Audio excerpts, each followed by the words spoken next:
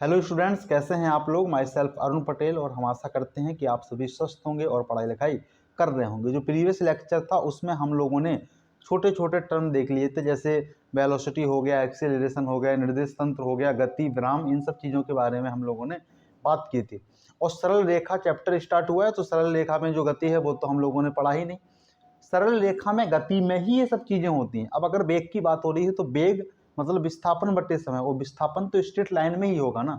विस्थापन कभी टेढ़ा मेढ़ा हो ही नहीं सकता। दो बिंदुओं के बीच की न्यूनतम दूरी को विस्थापन कहते हैं, तो विस्थापन तो स्ट्रेट लाइन में ही है। एक्सीलरेशन, वेग, ये जो भी चीज़ें हैं सब स्ट्रेट लाइन मोशन में ही है, ठीक है। तो यहाँ से घबराना नहीं है, ये सब स्ट्रेट लाइन मोशन की ही चीज़ें हैं। अब तुमसे परिभाषा नहीं पूछेगा, बोलिए कैसे सरल रेखा गति कहते हैं, तो बोल भी दोगे कि अगर कण का पथ क्या है, सरल रेखा है, तो उसे सरल रेखीय गति कहते हैं। तो हम आशा करते हैं कि इसके पहले वाला लेक्चर देखा होगा, और अगर देखा होगा तो उस लेक्चर में हमने कई बार बोला है कि आपको जो मैथ्स के वीडियो हैं इंटीग्रेशन और डिफरेंशिएशन वाले, उनको देखना ही है, तब जा करके समझ में आएगा। तो अगर उसको देखे हो और समझे हो और इंटीग्रेशन और डिफरेंशिएशन जानते हो और तो ये वाला लेक्चर समझ में आना है, नहीं तो समझ में नहीं आना है, ठीक है। तो हम आशा करते हैं कि आपको आता है इंटीग्रेशन और डिफरेंशिएशन, नहीं आता है तो वहाँ पे जा करके पहले देखो, तब जा करके यहाँ पर आओ और पढ़ो, ठीक है। तो हम लोग स्टार्ट करते हैं आज, सीधा अपने चैप्टर पे आते हैं। औसत वेग और औसत त्वरण की अगर बात करें तो औसत वेग और औसत त्वरण कुछ नहीं होता है। जो वेग होता है वही औसत वेग होता है, जो त्वरण होता है वही औसत त्वरण भी होता है। जो हम लोग त्वरण पढ़ेंगे, जो तुम्हारे न्यूमेरिकल में जो त्वरण निकालने के लिए बोलेगा वो औसत त्वरण ही होगा। अगर ऐसे त्वरण बोलोगे तो वो एक क्षण के लिए बात हो जाएगी। जैसे अगर तुम बात करोगे किसी एक बिंदु ए से बी तक जा रहे हो और यहाँ से तुमने 5 सेकंड का समय लिया, मान लो 1, 2, 3, 4 और 5, तुम एक ए से बी तक जाने में तुमने 5 सेकंड लिया। अगर तुम उस तरह से त्वरण की बात कर रहे हो तो वहां पे तो तात्क्षणिक त्वरण आ जाएगा, और तात्क्षणिक त्वरण में तुम्हें किसी एक पार्टिकुलर टाइम पर जो त्वरण है उसको बताना पड़ेगा। तो तुमसे कहा जाएगा कि चौथे सेकंड में क्या त्वरण है या चौथे सेकंड में क्या वेग है। लेकिन तुम हमेशा किसी दो बिंदुओं के बीच में बात करते हो, हमेशा ही। और जब तुम क्वेश्चन में निकालोगे तब भी वहां पे भी बात होगी, तो वहां पे तो हम लोग तुरंत तुरंत तुरंत चल जाएंगे और परिभाषा में औसत त्वरण पढ़ेंगे। तो ये कन्फ्यूजन ना हो, इसीलिए हम लोगों ने त्वरण में ही औसत त्वरण सबको ले लिया है, ठीक है। तो तुम जिस चीज को पढ़ते हो वो त्वरण ही होता है और कोई चीज नहीं होती, और तुम जिसको पढ़ते हो वो वेग ही होता है, यानी औसत वेग ही होता है। औसत वेग होता है और बोलते हो उसे वेग हो, और परिभाषा में औसत वेग के हिसाब से फॉर्मूले लिखे हैं। और जब वो वेग पूछेगा तो कन्फ्यूज होगी कि औसत वेग लगाना है कि औसत त्वरण लगाना है। औसत वेग ही तुम लोग पढ़ते हो, तात्क्षणिक त्वरण संभव ही नहीं है वो उस तरीके से निकालना। क्लियर सी बात, क्लियर सी बात। तो आज हम लोग स्टार्ट करेंगे, आज प्रूव करेंगे बेसिकली न्यूटन के जो हमारे समीकरण है। न्यूटन के तीन समीकरण हैं। तो पहला समीकरण में क्या है, पहले समीकरण में वेग और समय के बीच में क्या है, एक संबंध है। तो उसी में देखते हैं, वेग और समय के मध्य संबंध। और वेग और समय के मध्य संबंध की बात हो रही है, तो देखो समझो, किसी एक बिंदु ए से बी बिंदु तक गति कर रहे हो। ए पर जो वेग है वो u है, और बी पर जब पहुंचे तो जो वेग हुआ वो v हुआ। यानी ए तुम्हारा स्टार्टिंग पॉइंट है और v तुम्हारा लास्ट पॉइंट है। तो प्रारंभिक वेग u हुआ और अंतिम वेग क्या हुआ, v हुआ। ये क्या है तुम्हारा प्रारंभिक वेग, प्रारंभिक वेग, और ये क्या है अंतिम वेग, अंतिम वेग। सीधी सी बात है। ए से बी तक जाने में t समय लगा, कितना लगा t, ठीक है ना। अब वो t2 माइनस t1 का कॉन्सेप्ट हटा दो, यहाँ पे हर जगह पे निर्देश तंत्र को हम लोग नहीं यूज करेंगे, ठीक है। यहाँ पे नहीं तो ऐसे हो जाता, अगर निर्देश तंत्र यहाँ पे कहीं पे है और यहाँ कहीं ऑरिजिन है, तो जीरो से यहाँ तक ए बिंदु तक जाने में t1 समय लगा, जीरो ऑरिजिन से बी तक जाने में t2 में से t1 घटा दोगे तो इन दोनों बिंदुओं के बीच का समय आएगा, जो कि क्या है t है। ठीक सी बात है। अब देखो तुम्हें क्या निकालना है, संबंध निकालना है। वेग, यानी वेग तो दो प्रकार के वेग हुए, स्टार्टिंग वेग और लास्ट वेग। क्यों? क्योंकि इन दोनों के बीच में जो एक्सेलरेशन है वो क्या है, ए है। और एक बात और, तुम लोग हमेशा इस चैप्टर में त्वरण को कांस्टेंट मान के चलोगे। क्यों? क्योंकि त्वरण को अगर कांस्टेंट नहीं मानोगे तो संभव ही नहीं है निकालना। तो एक किसी टाइम पीरियड में हम लोग त्वरण को कांस्टेंट मान के चलेंगे, तभी न्यूटन के फॉर्मूला अप्लाई ही होंगे। ठीक है ना? तो ये बात हमेशा याद रखना, नोट करके भी लिख लो, इस बात को नोट करके लिख लो। हम बोल रहे हैं नोट, न्यूटन के समीकरण में त्वरण को कांस्टेंट यानी स्थिरांक माना जाता है। बस इस नोट्स को लिख लो। ठीक है? अब देखो हम लोग इस डायग्राम को बनाओ, आगे बढ़ते हैं। हम सभी जानते हैं कि A बराबर क्या होता है, dB बटे dt।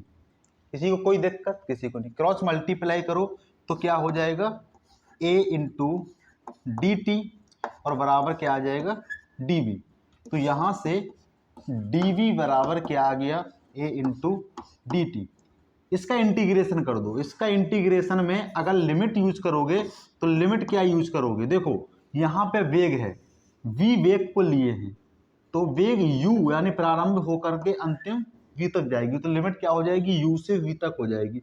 इसमें जब इंटीग्रेशन करोगे तो यहाँ टाइम हो रहा है, ये तो कांस्टेंट है, तो 0 से लेके समय कहाँ तक जाएगा, t तक जाएगा। अब इंटीग्रेशन कर दो, देखो यहाँ सिर्फ dB है, यहाँ कुछ नहीं है, तो मतलब 1 है, और 1 क्या है, कांस्टेंट है। सीधी सी बात है, जब किसी भी के सापेक्ष क्या नहीं होता है, इंटीग्रेशन होता है, तो वही फलन आ जाता है, यानी क्या आ जाएगा, v का भी आ जाएगा। ठीक है? तो देखो यहाँ से क्या आना है, v और लिमिट लगा दो, अपर लिमिट v है, लोअर लिमिट u है, और यहाँ पे a तो बाहर आ गया। और जब तुम क्या करोगे, dt का करोगे, किसी भी कोई फंक्शन ही नहीं है, तो फिर t ही आ जाएगा, और लोअर लिमिट तो 0 है, तो t ही आ जाएगा, at आ जाएगा। क्या आ जाएगा, at। अपर लिमिट रखोगे v, तो क्या आ जाएगा, v, फिर लोअर लिमिट रखोगे माइनस करके, माइनस u बराबर at। क्या होता है, upper limit minus lower limit ही तो फॉर्मूला होता है। v बराबर क्या आ गया, u जब बराबर के इधर जाएगा तो u प्लस at। ये तुम्हारा संबंध आ गया वेग, यानी दोनों वेग है, प्रारंभिक वेग भी है, अंतिम वेग भी है, और समय भी है। कहोगे इसमें त्वरण भी है, तो त्वरण तो कांस्टेंट। ठीक है? वो तो सारे ही समीकरण में रहेगा। हो गया, इस बात को याद रखो। अब आगे बढ़ते हैं।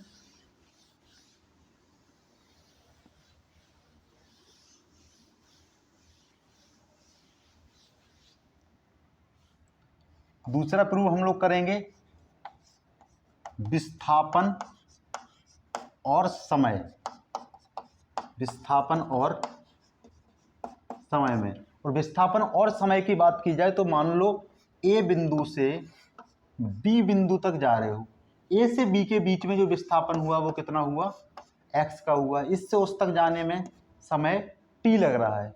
तो स्टार्ट करते हैं। देखो अभी अभी हम लोगों ने जस्ट फॉर्मूला निकाला है, v equal to u plus at निकाला है। v क्या हो सकता है, dx बटे dt, यानी v क्या है, वेग है। वेग क्या होता है, विस्थापन परिवर्तन की दर। तो लिखो dx बटे dt बराबर u प्लस at। हो गया, इसको क्रॉस मल्टीप्लाई करो, dx बराबर u प्लस at, क्रॉस में होल मल्टीप्लाई आ जाएगा dt मल्टीप्लाई में गया। आगे देखो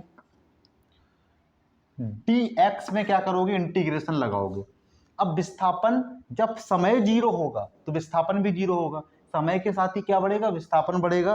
तो यहाँ पे क्या हो, विस्थापन 0 से x तक ही जाएगा, और क्या है, dx लिखा है। यहाँ इंटीग्रेशन लगाओ, देखो ये फंक्शन प्लस में लिखा है। जब भी दो फंक्शन किसी प्लस में लिखे होते हैं तो दोनों का अलग अलग इंटीग्रेशन कर लेते हैं, यानी इसको क्या कर सकते हो, बराबर इंटीग्रेशन dt का गुणा होगा u से, तो u dt, और यहाँ पे क्या है, t है, 0 से t तक, प्लस यहाँ पे क्या है, at, और at में क्या करोगे, dt करोगे। ये तो बाहर ही कर लो, इंटीग्रेशन t है और dt।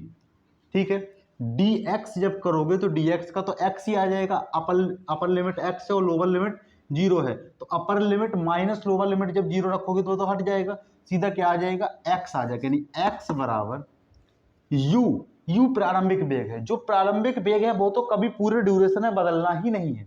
जिस वेग से वो प्रारंभ किया है, चाहे वो 0 से किया हो चाहे विराम अवस्था से, जिस वेग से प्रारंभ किया वो तो फिक्स हो गया ना प्रारंभ, और जो अंतिम वेग है वो भी फिक्स हो जाता है। ठीक है, तो देखो x बराबर u तो बाहर आ गया, t का फंक्शन है तो क्या हो जाएगा, t हो जाएगा, क्योंकि लोअर लिमिट क्या है 0, प्लस देखो यहाँ पे तुम्हें समझना पड़ेगा t है, यानी t है तो t की पावर 1 है।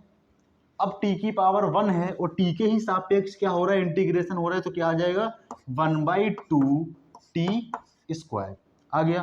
क्या आ गया, x बराबर ut plus half at square. ये तुम्हारा निकल के आ गया संबंध किसमें, विस्थापन में और समय में। और कहोगे यहाँ तो u भी है, तो यहाँ u भी कांस्टेंट है और a भी कांस्टेंट है। ठीक है, दूसरी बात। तीसरी बात हम लोग करते हैं,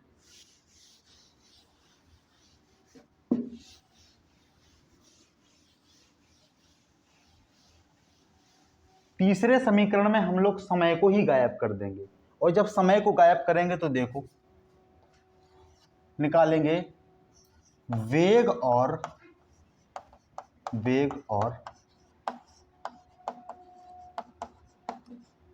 विस्थापन के मध्य संबंध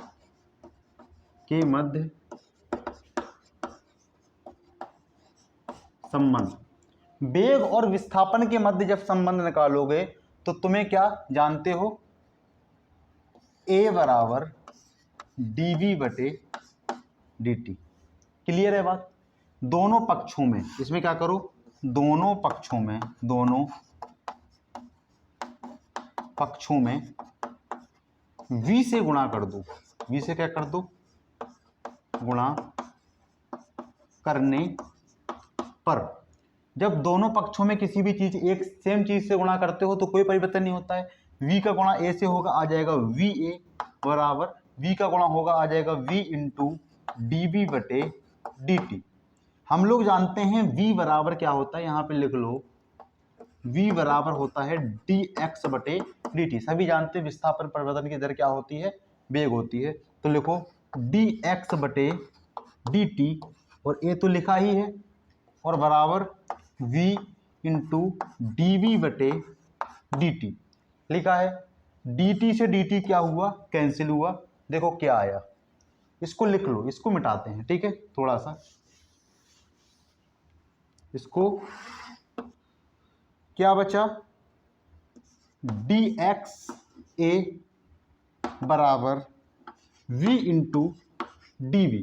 इसको थोड़ा सटीक तरीके से लिखते हैं, a को बाहर करते हैं, a को बाहर किए, इंटीग्रेशन किए, dx का लिमिट क्या लगाओगे, 0 से x तक बराबर, यहाँ v ही है और v का ही समाकलन होगा, किससे, v से ही। तो देखो समाकलन v dv, और क्या लगाओगे, u से लेके v तक लगाओगे। ठीक है ना, ठीक है। अब देखो ये तो बाहर आ गया, dx का क्या हो जाएगा, dx ही हो जाएगा, तो x आ जाएगा ax बराबर, जब v का करोगे dv के सापेक्ष समाकलन करोगे तो क्या आ जाएगा 1/2 v स्क्वायर। और अब इसमें अपर लिमिट माइनस लोअर लिमिट लगेगा, तो वो वाला केस भी हम लोग कर लेते हैं। लोअर लिमिट u है और अपर लिमिट क्या है, v है।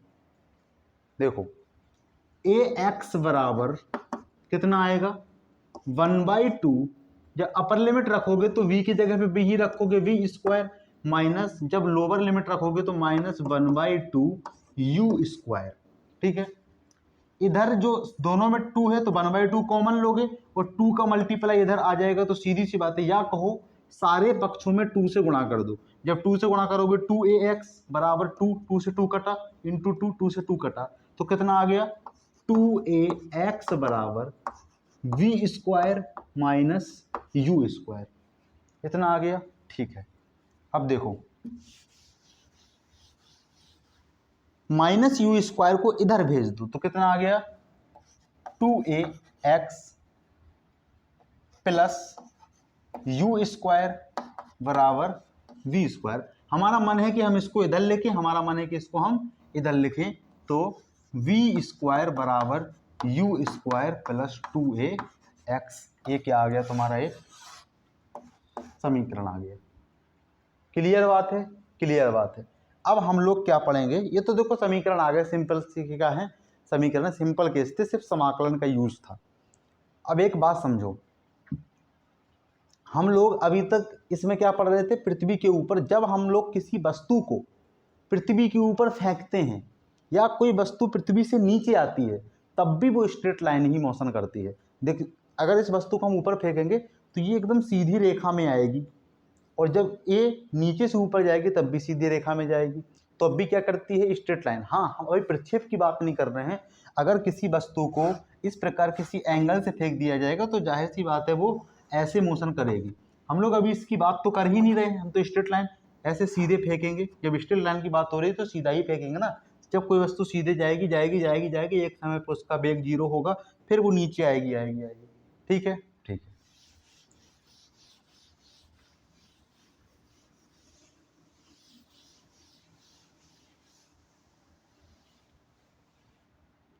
तो हेडिंग डालो, धरती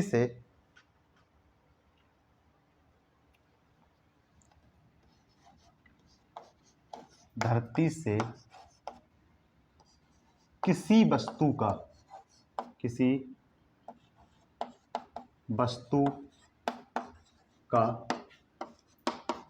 स्वतंत्र रूप से नीचे गिरना,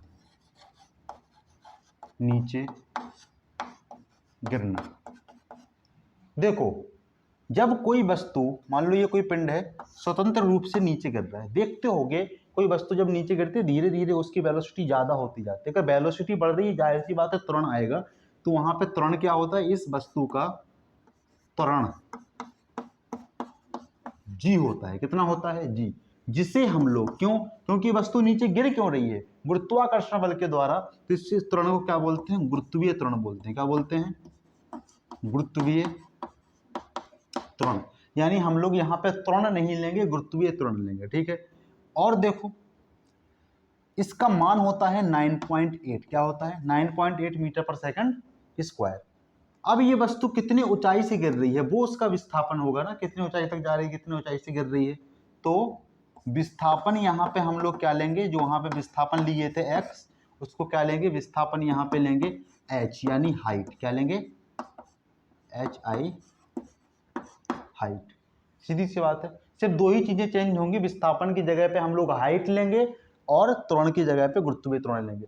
लेकिन जब कोई वस्तु, यहाँ पे हेडिंग क्या डली है, जब कोई वस्तु स्वतंत्र रूप से नीचे गिर रही है, यानी किसी वस्तु का नीचे गिरना, जब कोई वस्तु ऊपर से नीचे गिरती है धीरे धीरे धीरे धीरे उसकी वेलोसिटी बढ़ती जाती है। जब धीरे धीरे उसकी वेलोसिटी बढ़ती जाती है तो उसके त्वरण का मान धनात्मक होता है। क्या होता है, धनात्मक। तो यहाँ पे जी का मान हम लोग क्या लेंगे, धनात्मक लेंगे। ठीक है, तो ये अप्लाई करें, जब हम लोग पहला न्यूटन का नियम समीकरण यूज करेंगे तो क्या है, v equal to u plus a t. अब देखो स्टार्टिंग वेलोसिटी को u ही मानेंगे, लास्ट वेलोसिटी को v ही मानेंगे, लेकिन ए को क्या मानेंगे, जी, और टी तो टी ही है, तो मैं इसमें v बराबर u प्लस जी टी, ये समीकरण बनेगा, v बराबर u प्लस जी टी। ठीक है, जब वस्तु ऊपर से नीचे गिर रही है।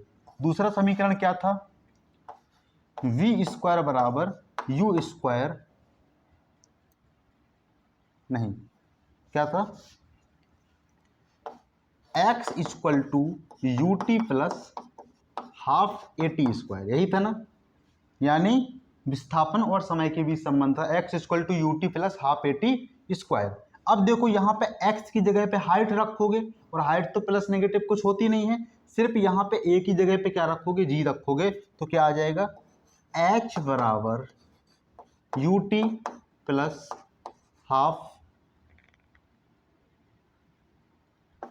जी टी स्क्वायर।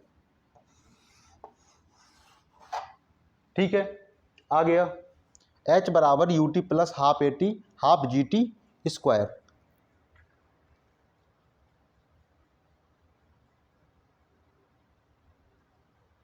अब देखो तीसरा समीकरण, v square equal to u square plus 2a x। आ गया। अब यहाँ पे वी स्क्वायर की जगह पे तो वी स्क्वायर ही रहेगा, यू स्क्वायर की जगह पे यू स्क्वायर ही रहेगा, प्लस 2a की जगह पे g और x की जगह पे h। तो ये क्या आ गया, तीसरा समीकरण आ गया। ठीक है, अब हम लोग करेंगे जब वस्तु नीचे से ऊपर जा रही है, जब वस्तु नीचे से ऊपर जा रही है तो बात करेंगे। देखो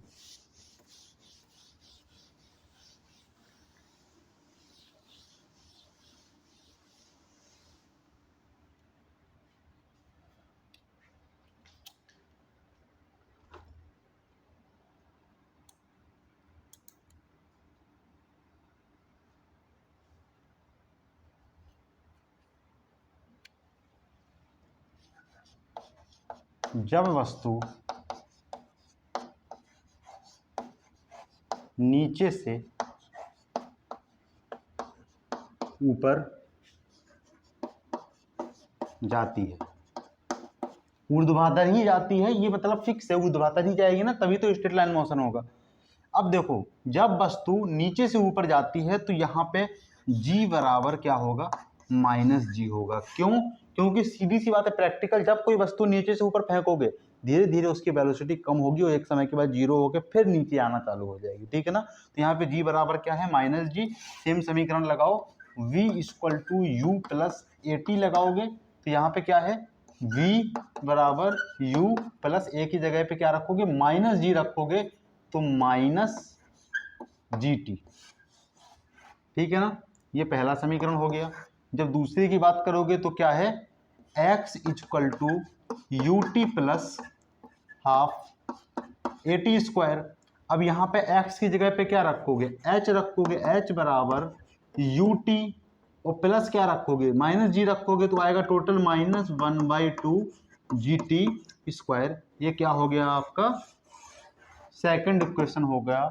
और जब थर्ड के ऊपर अप्लाई करोगे, थर्ड क्या था, v square equal to u square plus 2a x।